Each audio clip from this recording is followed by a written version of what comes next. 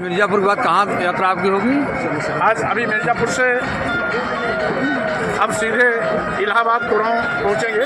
जी। कुराऊं करछना गोनिया होते हुए रात दिशा में इलाहाबाद होगा और कल इलाहाबाद से निकलेंगे तो इलाहाबाद का शेष भाग प्लस कौशाम्बी जनपद को कवर किया जाएगा और पहले चरण का यात्रा कल रात 8 बजे तक खत्म होगा। आपका बहुत तूफानी दौरा चल रहा है, बहुत चर्चा चल रहे हैं इस समय आप पूरे प्रदेश में। अब स्वाभाविक रूप से जनहित के मुद्दों को लेकर किसी न किसी को तो निकलना ही चाहिए, तो मैं दूसरे का इंतजार क्यों करूं? इसलिए मैंने संविधान सम्मान और जनहित हुंकार यात्रा के माध्यम से पूरे प्रदेश के दौरे का निर्णय लिया है। में आपका स्वागत है। मैं राकेश त्रिपाठी। स्वामी प्रसाद मौर्य ने कहा कि नई शिक्षा नीति से बेरोजगारी बढ़ रही है।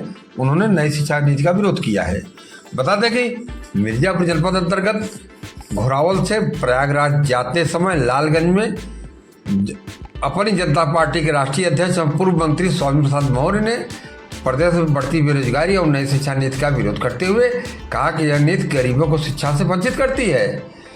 संविधान सम्मान और जनहित हुंकार यात्रा के दौरान लालगंज के कठवार गांव में पत्रकारों से बातचीत करते हुए उन्होंने यह बात कहा। आरोप लगाया कि सरकारी संस्थानों को उद्योगपतियों के हाथों भेजा जा रहा है। उन्होंने कहा कि जनता की गाढ़ी कमाई से बनी संस्थाओं को अडानी जैसे बड़े उद्योगपतियों को सौंपा जा रहा है, जिससे आम जनता के हितों की अनदेखी हो रही है। उन्होंने प्रतियोगी परीक्षाओं में गरीबों की भागीदारी कम होने की बात कहते हुए बताया कि SC/ST एक वर्ग के युवाओं को नई शिक्षा नीति के कारण उच्च शिक्षा से वंचित होना पड़ रहा है, जिससे उनकी बेरोजगारी की समस्या और गंभीर हो गई है। पूर्व मंत्री स्वामी प्रसाद मौर्य ने भाजपा सरकार पर सीधा हमला बोलते हुए कहा कि जब से यह सरकार आई है तब से सिर्फ बेरोजगारी और महंगाई लाई है। उन्होंने आरोप लगाया कि सरकार हिंदू, मुस्लिम और औरंगजेब जैसे मुद्दों को उछालकर जनता का ध्यान असल समस्याओं से भटकाने का काम कर रही है।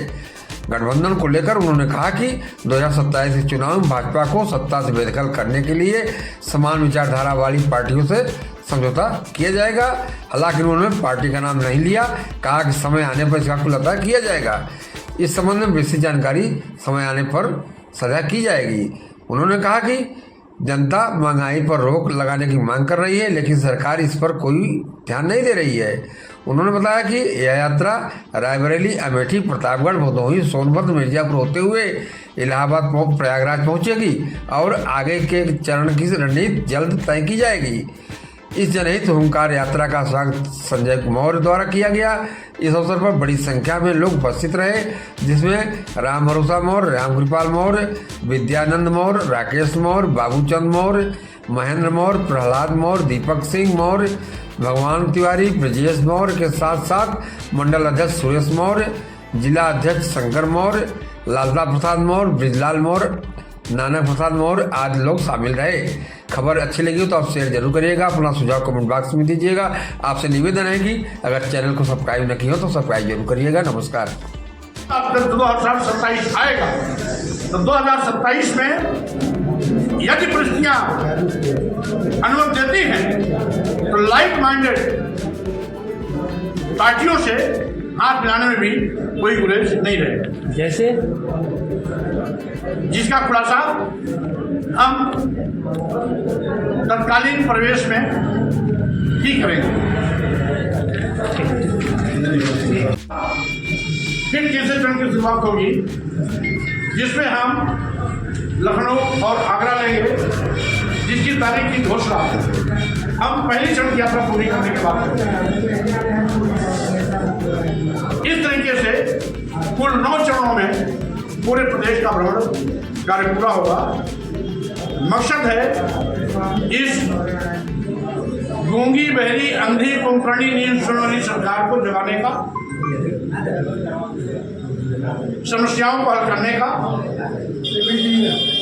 और इसके बावजूद भी अगर सरकार की कुंभकर्णी नहीं टूटती तो 2027 के विधानसभा चुनाव में उत्तर प्रदेश से भाजपा को सत्ता से बाहर करने के लिए हम संकल्प लेकर के प्रदेश की जनता के बीच में जा रहे हैं और जन जन तक अपनी आवाज पहुंचाएंगे। जिससे कि उत्तर प्रदेश की परिवर्तन की बयान में उत्तर प्रदेश का टुकड़ा तो साफ होगा ही होगा। आगे आने वाले समय में देश में भी भाजपा की विदाई होगी।